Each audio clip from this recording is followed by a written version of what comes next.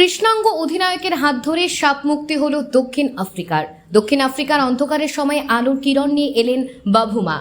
WTC ফাইনালে সিংহের মতন লড়াই অধিনায়ক টেম্বা বাভুমার। হ্যামস্ট্রিংয়ের চোট, দৌড়তে পারছেন না, কার্যত এক পায়ে খেললেন।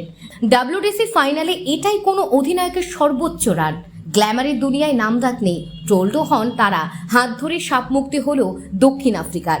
2014 সালে অভিষেক হয় 5 ফুট 3 ইঞ্চির বাভুমার। 2016 সালে দক্ষিণ আফ্রিকার প্রথম কৃষ্ণাঙ্গ ক্রিকেটার হিসেবে টেস্টে 100 রান করেন তিনি। 2021 সালে কুইন্টন ডি কককে সরিয়ে একদিনের দলের অধিনায়ক করা হয় বাভুমাকে। তিনি দক্ষিণ আফ্রিকার প্রথম কৃষ্ণাঙ্গ অধিনায়ক। 2023 সালে টেস্টের অধিনায়কত্ব পান বাভুমা।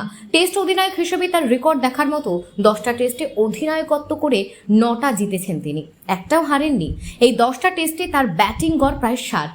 কেরিয়ারে মাত্র 4টে শতরান করলেও তার কত 70, 80, 90 রানের ইনিংস যে দলকে জিতিয়েছে তা মনে রাখার মতো।